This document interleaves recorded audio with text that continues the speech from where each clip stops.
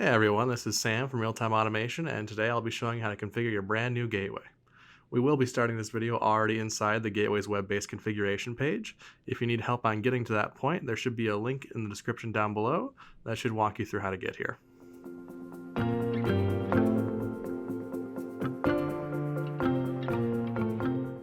Alright, in this section we'll be covering how to configure the ETC portion of your gateway to connect up to an Allen-Bradley PLC. To start off with, we'll make sure the gateway is in configuration mode. You'll see on the top right now, I'm presently in mode running. So I'm going to go to the top left and hit the configuration mode button. Then I've got to hit OK on both of these prompts. And you can see in the top right, I've changed from mode running to mode configuring.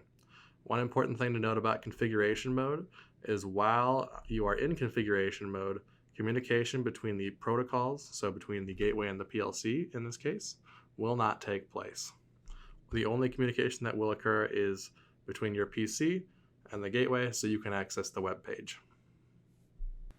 Alright, now that we're in configuration mode, I'm going to go to the Allen-Bradley PLC configuration page. Alright, now that we're on the Allen-Bradley PLC configuration page, the first thing we see at the top of the page here is some timing settings as well as a network interface selection. This network interface selection is used on specific hardware models like the N2E and N2EW, where we have more than one network interface available. And then we have some timing settings here like delay between messages, response timeout, and delay between connection attempts that can be modified to fit your needs. Underneath that, you'll see we have the Allen-Bradley PLC device list, but presently it is empty. So what we're going to do is click this drop down right here that says select and add a generic PLC. And then you can see in the Allen-Bradley PLC device list, we do now have Allen-Bradley PLC 1. Now, this gateway does support up to 5 PLC connections, so if I click that drop down again, I can add another generic PLC, or if I have a PLC that I've already configured, I can add from to create a copy of an already configured device. But I don't need more than one right now, so I'm not going to do that. Now, scrolling down, we do see that we have Allen-Bradley PLC 1. The first thing that we notice here is we do have an enable checkbox in the top left. This is going to enable or disable communications to this device. I'm going to check that while we're here. Next thing we see is the device label. That's purely an internal label for the gateway. So if you do have more than one PLC device, you can tell which one is which. Then we have the IP address, which is simply the IP address of your PLC. Then we have a controller slot. And what that's used for is if you have a controller chassis, like a ControlLogix, it would just be the slot that your processor is in. So if it's in slot 3, put 3. Next we have PLC type, and that's just what kind of PLC are you working with. So the gateway knows whether to expect tag names or file names. And then we do also support ControlLogix revision 32 plus with some additional data types in there as well. Next we have the comms mode. The default is connected, but we also do support unconnected messaging.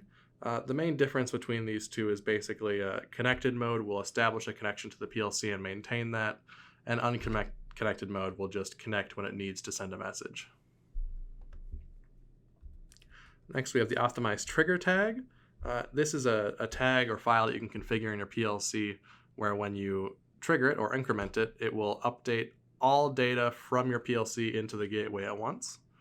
This only works for the PLC to gateway direction. It does not work for sending data from the gateway to the PLC, but if you need to ensure that you have all your data updated at a specific time, the optimized trigger tag is quite useful for that, and you can find more information on how to configure that in the user guide.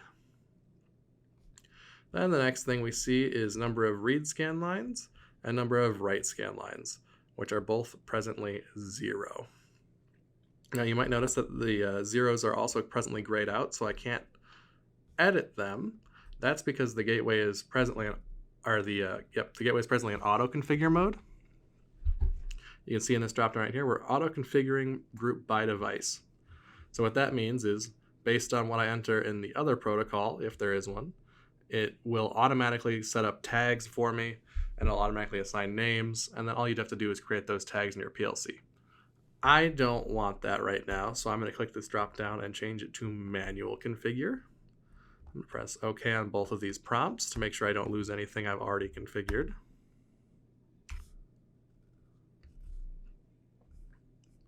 And you can see now I can edit these number of scan line boxes. So let's add one read scan line and one write scan line. All right, and now that I've hit the Generate Scan Lines button, you can see down here in the Read Scan Lines section, I have a single scan line that is populated. Now notice this does say Read Scan Lines right here, so we're only looking at the Read Scan Lines right now. And then the View Read Scan Lines button is grayed out. If I click the View Write Scan Lines button, this does change to Write Scan Lines, and the View Write Scan Lines button is grayed out.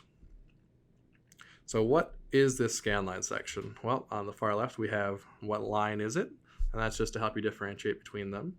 Then we have the tag/file name location. If this is just going to be the tag name or the file name of the data you want to pull from your PLC, if you're on an RSLogix 500 format PLC, you would just put in the file name. So let's say I want to pull a float F8:0. That would just point towards float 8, position 0. Or if I'm on Studio 5000 enabled PLC, like a Compact Logix, I can go just type in the tag name. So let's say data, oh, I got caps lock on. Data from 460, if that's a tag, name of a tag in my PLC, that's all I'd have to do to pull the data from that location. We do read from controller scope tags by default, but we do support program scope tags as well. If you want to read from a program scope tag, how you would do that is you would put program in all capital letters beforehand, and then a colon, and then you would put in the program name, and then a period, and then the tag name. So this would pull from a controller or a program scope tag from the program called program with the tag name data from 460. Here, let's make this a little bit more clear. Let's call it program name. So it's program, colon, program name, and then the tag name, so data from 460. Next up, we have the data type. So what data type is this tag using in your PLC? Is it a bit array? Is it a cint, int, dint, real, string? And then we, like I said earlier, do support some additional data types within the ControlLogix revision 32 plus as well. And then we have number of points. Number of points is going to be used to access points in an array.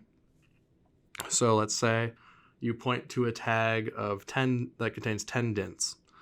If you just type in the tag name and leave number of points at 1, it's only going to pull the first dint. But if you want to pull all 10 with a single scan line, you can set number of points to 10, or you can set it to 5 and just pull the first 5. That will work. But what if I just want like the 5th dint and I don't need any of the other ones for what I'm doing? So you can do that as well by doing this. You just give it the data location for the dint you want in the actual tag name, and it will pull directly the tag that you're trying to get.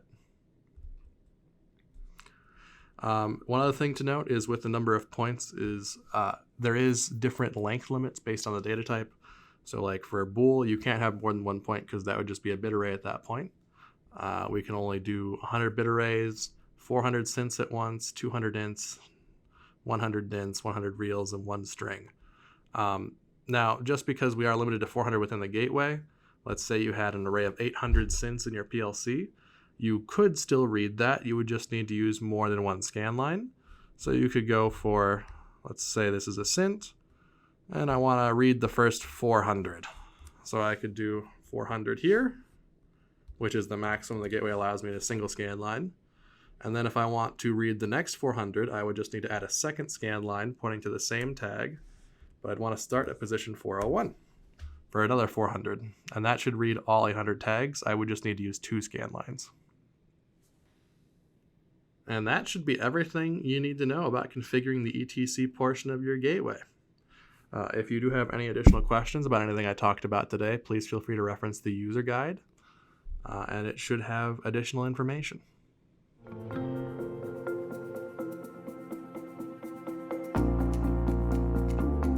All right, in this section, we're going to go over how to configure the MM portion of your gateway to act as a Modbus master and connect up to Modbus RTU slave devices. To start off with, we are going to want to put our gateway into configuration mode. You can see in the top right, presently we are in running mode. So if I hit configuration mode and press OK on these prompts, you can see we changed in the top right to mode configuring. All right, the next thing we're going to want to do after that is configure the serial settings for the gateway.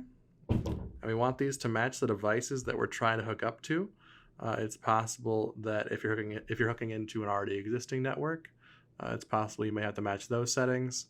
Or if you're just connecting up to a standalone device, just make sure you configure both the gateway and that device to have the same serial settings.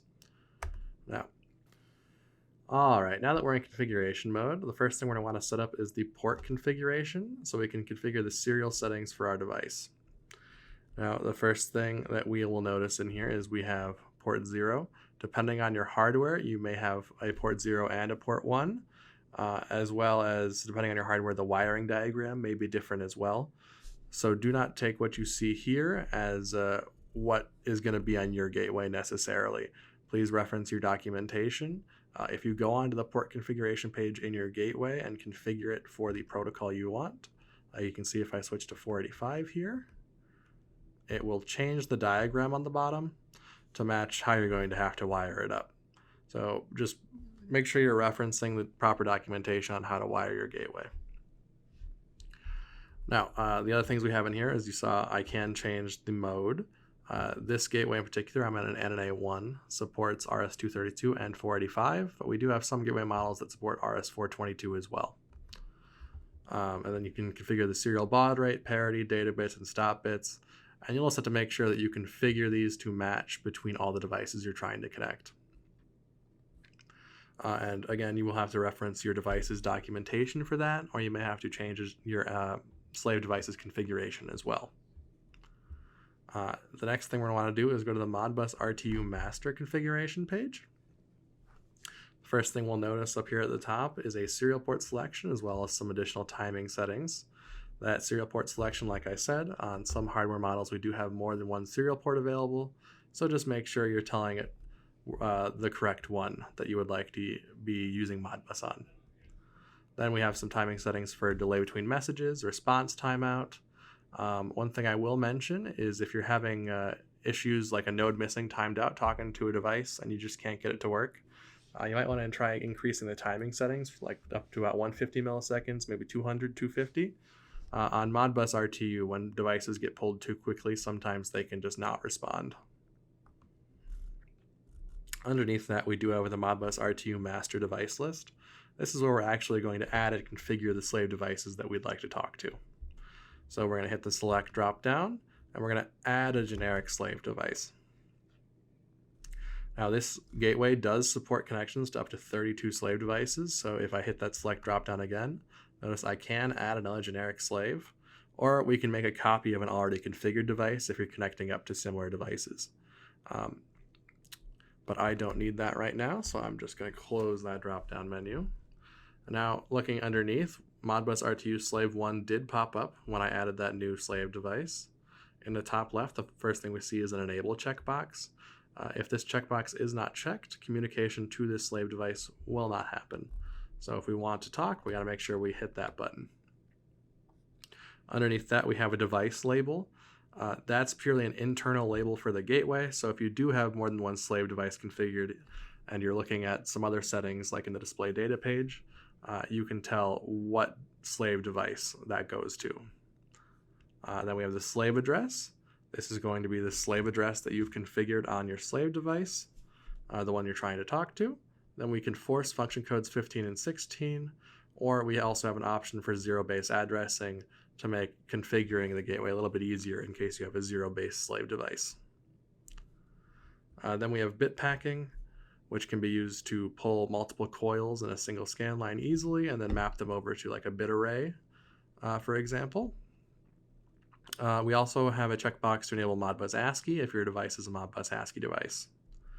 Then we have the swap indicator. This can just be used to change the way the data is presented after it's been pulled into the gateway.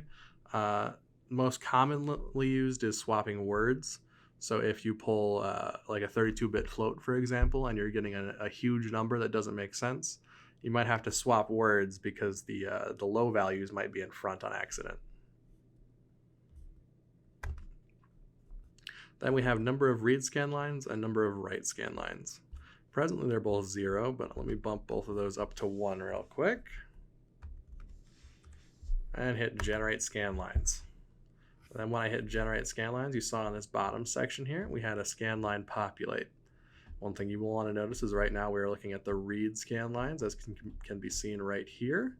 And you can also tell because the view read scan lines button is grayed out. If I click the view write scan lines button, we can see the view write scan lines button is grayed out, and above the scan line section it now says write scan lines. Now, what exactly is going on in these scan lines? I'm going to go back to the read ones real quick. So we have the point type. What Modbus point type is it? On a basic level, there is 4. There is leading 0, or OX, which is a coil, or leading 1, 1X, which is an input status, which would basically be a read-only coil. Or we have 3X input status, which would be a 16-bit register, but the 3X is read-only. And then we have a 4X, or that's just a holding register, which would be 16-bit value, except this one's both readable and writable. Now, do notice that we do have different versions of the 4X and 3X registers, and that's just to account for different data types to make things a little bit easier on you when it comes to pulling and transferring the data. So if you know for a fact the value we're working with from Modbus is going to be a 32-bit float, we can select that right here. And then once I point it to a data location, it's automatically going to pull both registers instead of just one. Because a float is a 32-bit value, and as these are 16-bit registers, you would need 2 registers for a float, which just makes things a little bit easier to handle. Then we have starting address. So this is going to be where is the first point that you're trying to read with this scan line. Again, you're going to have to reference your documentation for your slave device to find out where is the data you actually want to pull. But let's say I'm working with a Modbus enabled thermometer, and I just want to read the temperature value. Let's look at my documentation. Okay, it's at location 12. So holding register 12, I'm reading. It says it's a holding register with a leading 4, and then it's at register 12. So the starting address is 12, and then I only need 1 point because I've already set it to a 32-bit float data type. And in my documentation, it says that's a 32-bit float. So with these set up, it should pull that data I want from the thermometer. All of this data is going to come from the documentation for your slave device. All you have to do is read the point list, interpret it, and then put it in here for the points you want, basically, exactly as I've just done. And then write scan lines work exactly the same way. You got the point type, except, like I said, the 1X and 3X registers, so the inputs are read-only, so we can't write to them. And then we have the starting address and number of points. The number of points, just to go over that quickly, let's say I want to read sequential registers. Let's say I want holding registers 10 through 20, and they're all just 16-bit integers. Well, then I'm going to go holding register, 16-bit int. I want to start at register 10, and then I'm going to go for 10 points. So that's going to allow me to write starting at register 10 all the way through register 20 because I have 10 points. One thing to note with the number of points is there is a limit to how far you can go in a single scan line with number of points, and it depends on what point type you've selected, and all that information is listed at the bottom of the page here. So like for coils and inputs, the maximum number of points we can pull with a single scan line is 512, but let's say I needed 1,024 points. You could still pull that. You would just need to use 2 scan lines, one that pulls 1 through 512 and one that pulls 513 through 1024. And that's everything you should need to know to configure the Modbus master portion of your gateway.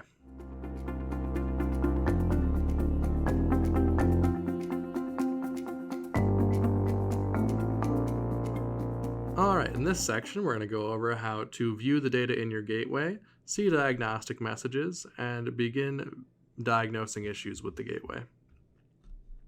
The first thing we're going to want to talk about is the display data page. This is where you can go to actually view the data that's in your gateway right now. You will notice over here we have Modbus RTU, and on the left side we have the PLC, the two devices that we're trying to connect together with the 460ETCMM. In the middle we have arrows signifying that we're sending data from Modbus RTU to the PLC. And then you can also see I'm looking at the Modbus RTU to PLC direction, whereas over here I can swap to the PLC to Modbus RTU direction, and vice versa. As well, I can switch between what device I'm looking at specifically to make finding what I'm looking for a little bit easier if I do happen to have 30 or so slave devices. One other thing that's worth noting is that this is a static page. It does not update automatically. Let's say, for example, your values are rapidly changing and you want to see if it's actually updating in the gateway as well. You have to refresh the page, or you can hit the view button here and it should update. This is actually a reading from a thermometer. So I'm going to make it hotter real quick and then show you an update when I press the view button.